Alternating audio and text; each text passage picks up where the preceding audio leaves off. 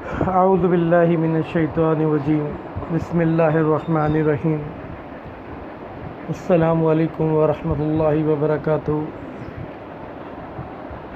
جیسا کہ ہم نے درود شریف کے فضائل پر کچھ بیانات شروع کرے ہیں اور درود شریف کی کچھ فضیلتیں ہم نے پہلے بیان کی تھیں، اسی درود شریف کے فضائل کو، ان کی فضیلتوں کو اور درود شریف کے احکامات کو، درود شریف کے متعلق احادیث کو مزید بیان کرنے کے لیے آج ہم نے یہ محفل سجائی ہے۔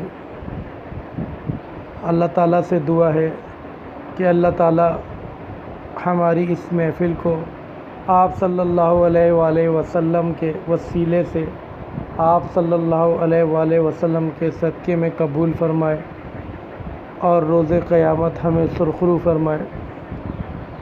درود شریف کے مزید فضائل بیان کرنے سے پہلے چند اشعار ہیں جو کہ درود شریف کی فضیلت میں ہیں، وہ میں آپ لوگوں کو سنانا چاہتا ہوں۔ یہ خواب میں نے عجیب دیکھا، نبی کا روضہ قریب دیکھا۔ یہ خواب میں نے عجیب دیکھا، نبی کا روضہ قریب دیکھا۔ پڑھا جو میں نے درود ان پر، پڑھا جو میں نے درود ان پر، بلندیوں پر نصیب دیکھا۔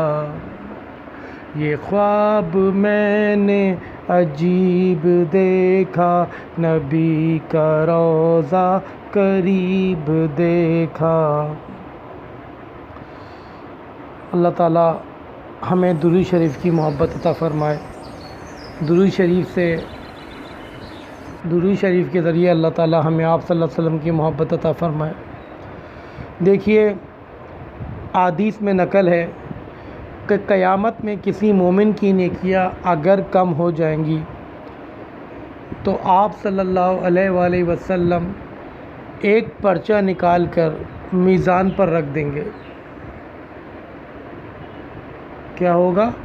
آپ صلی اللہ علیہ وسلم ایک پرچہ نکال کر میزان پر رکھ دیں گے، جس سے نیکیوں کا پلڑا وزنی ہو جائے گا۔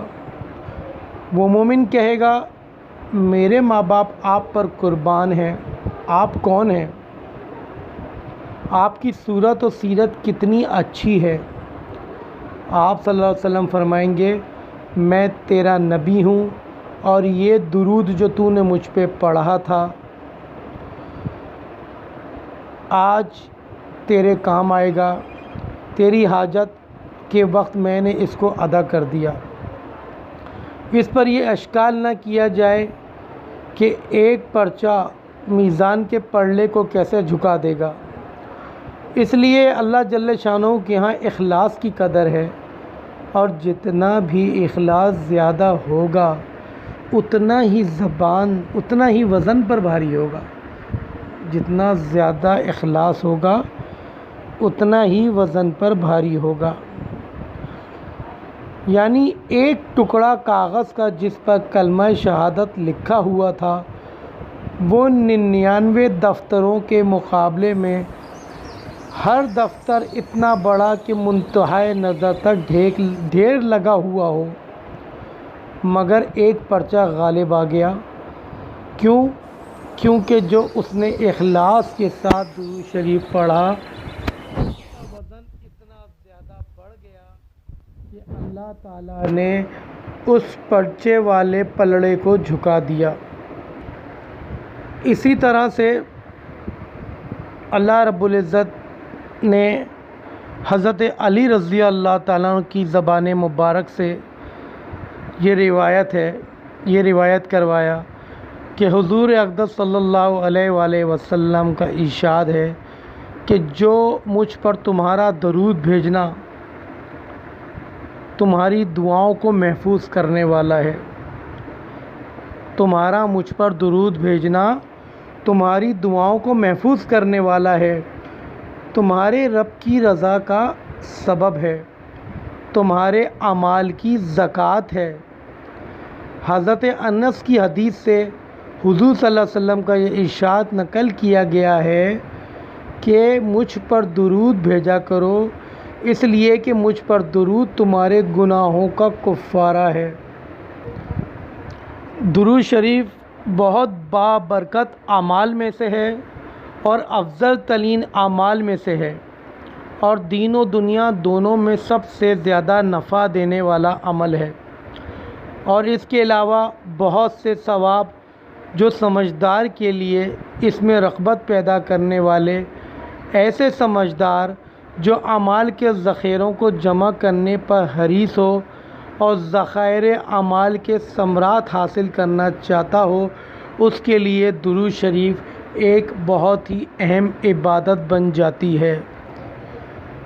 حضرت ابو درداء رضی اللہ تعالیٰ عنہ آپ صلی اللہ علیہ وسلم کا ارشاد نقل کرتے ہیں کہ میرے اوپر جمعے کے دن کثرت سے درود بھیجا کرو، اس لیے کہ جمعے کے دن کثرت سے درود بھیجنے کے بعد اللہ تعالیٰ ملائکہ کے ذریعے مجھے یہ درود شریف پہنچا دیتے ہیں، اور جب کوئی شخص مجھ پر درود بھیجتا ہے تو وہ اس درود سے فارغ بھی نہیں ہو پاتا، اللہ تعالیٰ اس کا اجر و ثواب لکھ دیتے ہیں۔ حضرت عمر رضی اللہ تعالیٰ سے بھی حضور صلی اللہ علیہ وسلم کا ارشاد نقل کیا گیا ہے کہ میرے اوپر روشن رات یعنی جمعے کی رات اور روشن دن یعنی جمعے کے دن میں کثرت سے درود بھیجا کرو، اس لیے کہ تمہارا درود مجھ پر پیش ہوتا ہے تو میں تمہارے لیے دعا اور استغفار کرتا ہوں۔ اسی طرح حضرت ابن عمر، حضرت حسن بصری، حضرت خالد بن مزدان سے آپ صلی اللہ علیہ وسلم کا یہ ارشاد نقل کیا گیا ہے کہ جمعے کے دن مجھ پر کثرت سے درود بھیجا کرو، کیونکہ یہ مجھے جمعے کے دن پیش کر دیا جاتا ہے۔ ابو ہریرہ رضی اللہ تعالیٰ عنہ آپ صلی اللہ علیہ وسلم کا ارشاد نقل کرتے ہیں کہ مجھ پر درود پڑھنا پل صراط پر گزرنے کے وقت نور ہے، اور جو شخص جمعے کے دن 80 دفعہ مجھ پر درود بھیجے اس کے 80 سال کے گناہ معاف ہو جائیں گے، اور جو جمعے کے وقت 80 دفعہ درود شریف پڑھا جاتا ہے وہ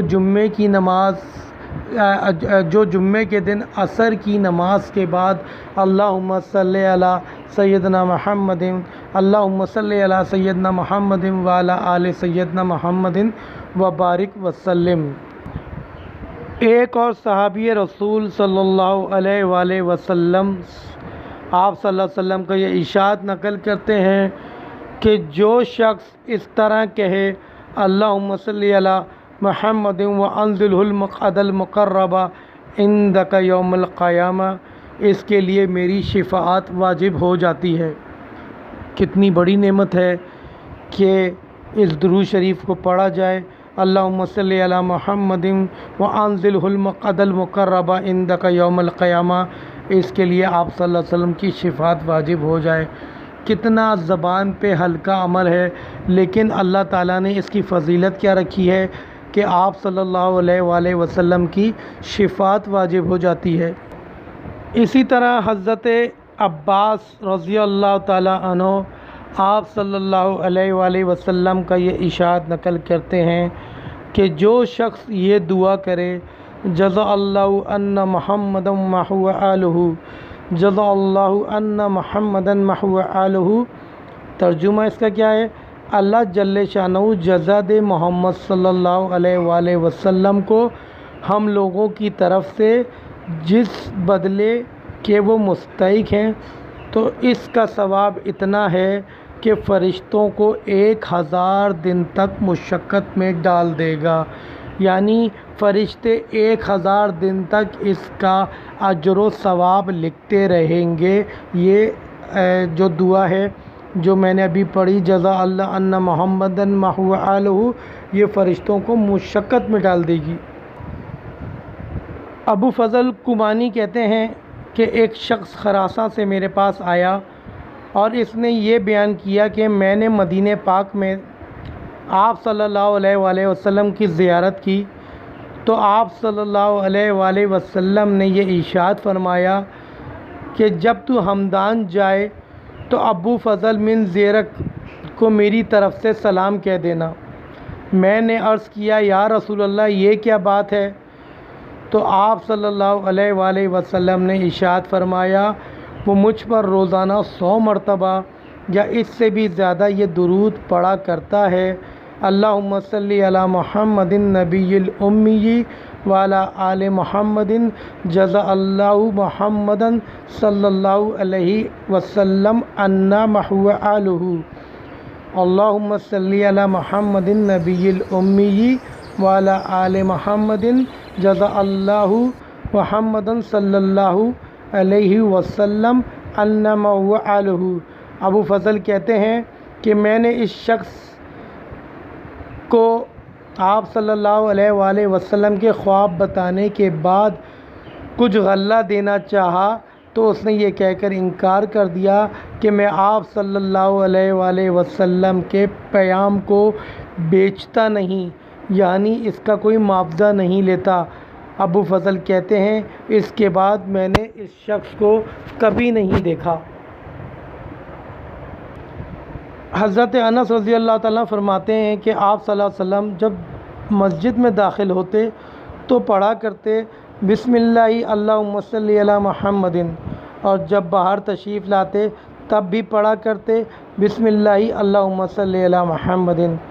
تو بھائیوں، درود شریف کے فضائل بہت سارے ہیں، ہم انشاءاللہ درود شریف کے فضائل کو ترتیب وار بیان کرتے رہیں گے اور کوشش کریں گے کہ آپ کے دلوں میں اور ہمارے دلوں میں درود شریف کی محبت بڑھتی جائے۔ ہمارے نبی پاک کریم صلی اللہ علیہ وآلہ وسلم پر ہماری ذاتوں پر بہت احسانات ہیں، ہماری ذاتوں پر بہت احسانات ہیں۔ ہم آپ صلی اللہ علیہ وآلہ وسلم کے احسانات کا بدلہ نہیں اتار سکتے۔ ہم دعا کرتے ہیں کہ اللہ تعالی ہمیں آپ کی پکی اور سچی محبت عطا فرمائے۔ انشاءاللہ باقی فضائل آئندہ بیان فرمائیں گے۔ اللہ تعالی عمل کرنے کی توفیق عطا فرمائے۔ وآخر دعوانا والحمد للہ رب العالمین۔ ہر خطا پہ شرمسار ہوں میں، اے خدایا گناہ گار ہوں میں، ہر خطا پہ شرمسار ہوں میں، اے خدایا گناہ گار ہوں میں، جان کر بھول کر جو کیا ہے پتہ مجھ کو اس کی سزا ہے، جان کر بھول کر جو کیا ہے پتہ مجھ کو اس کی سزا ہے، تیری چوکھٹ پہ سر نہ جھکایا اور زمانے کو اپنا بنایا، تیری رحمت ہی تو آسرا ہے، تجھ سے کہنے کو کچھ نہ بچا ہے، میرے سجدوں پہ ایسی نظر کر،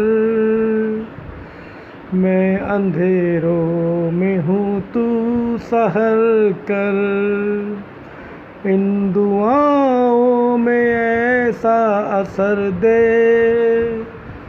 میرے ربا مجھے معاف کر دے، نیکیوں سے مجھے جوڑ دے تو،